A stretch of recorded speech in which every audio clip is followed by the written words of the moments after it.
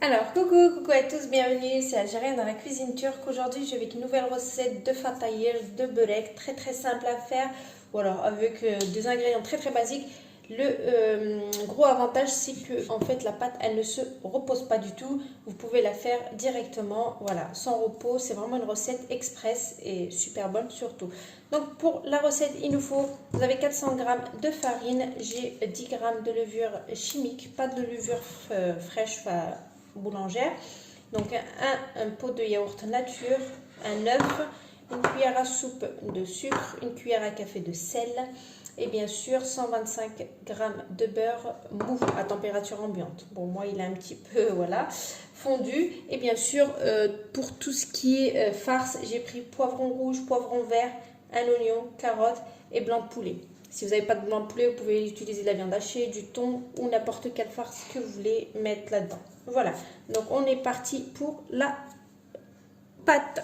On est parti pour la pâte, bismillah. Donc vous mettez votre farine. Voilà, on va mettre le sucre. Donc le sel, j'ai dit, une cuillère à café. Voilà. De la levure chimique. La levure chimique. Donc là, on va mettre l'œuf. On va mettre notre beurre. Et on va commencer à ramasser notre pâte. Le yaourt, c'est vraiment à la fin. D'accord? Donc là, on va ramasser la pâte.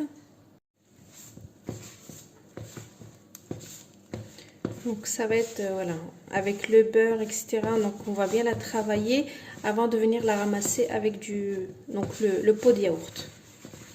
On va limite comme la sabler en fait. On va la travailler avec la paume de la main, comme ceci. Et là, on va rajouter le pot de yaourt. Et on va la ramasser.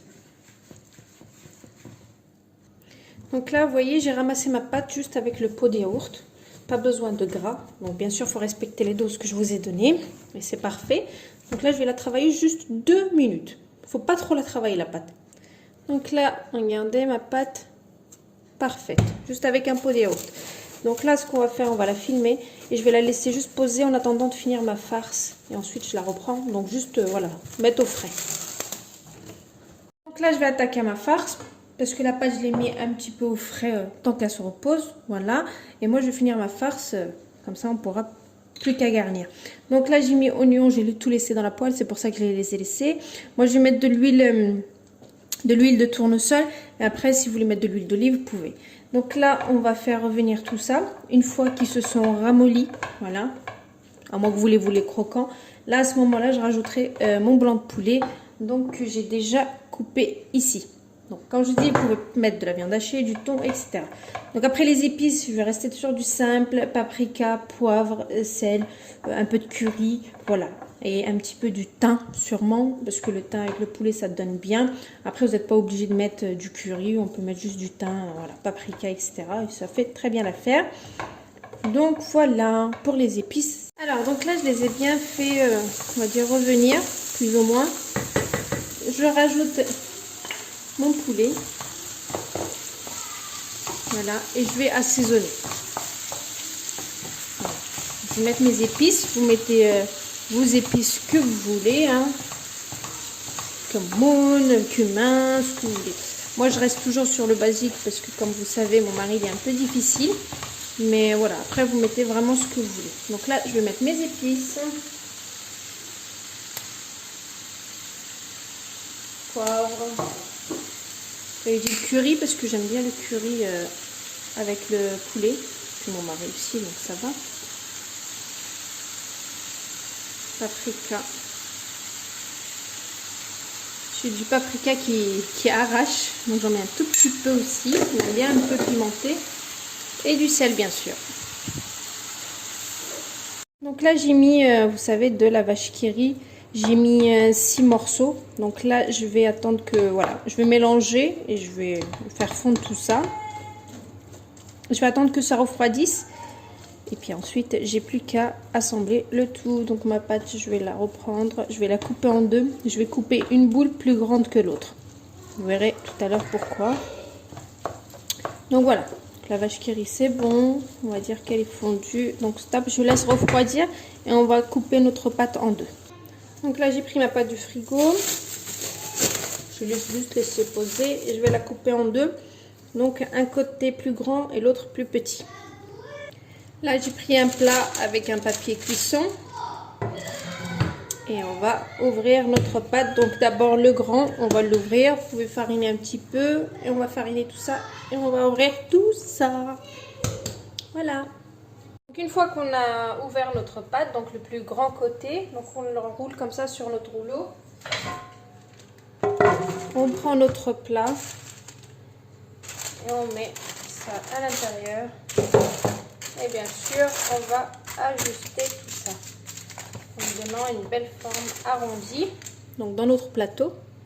Et là, je vais ouvrir le plus petit côté, un peu plus petit bien sûr. Et j'ai pas vraiment besoin de trop fariner. Hein. Vous mettez vraiment le strict minimum. On va pas trop l'ouvrir celle-ci.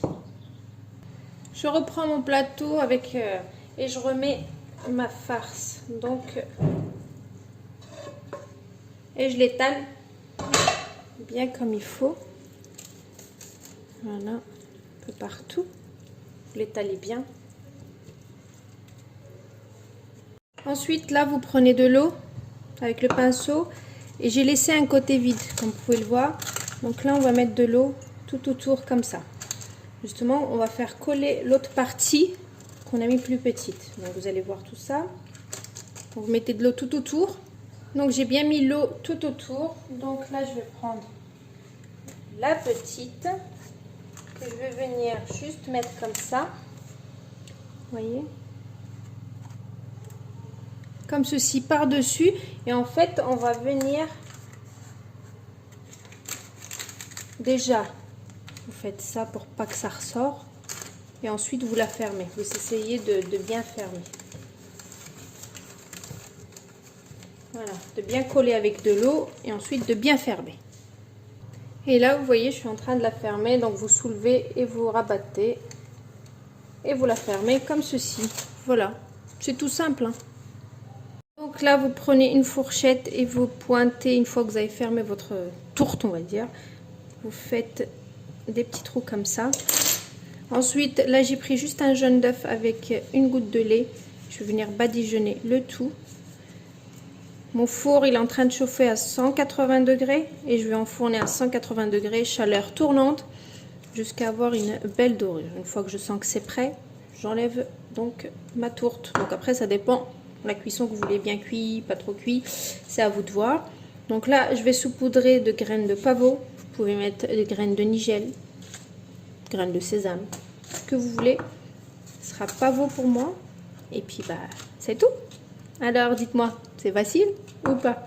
Vraiment très facile comme recette. Donc voilà, vous n'avez plus qu'à aller au fourneau et tester vous-même votre recette. Voilà. Voilà donc ma tourte ou la bourrèque, comme vous voulez, c'est prêt.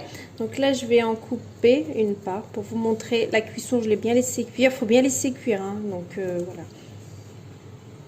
C'est pas cramé. Et voilà, donc ma tourte, elle est prête, ou la bourrèque, ou la comme vous voulez. Regardez, la cuisson, elle est juste parfaite. Elle est très bien cuite.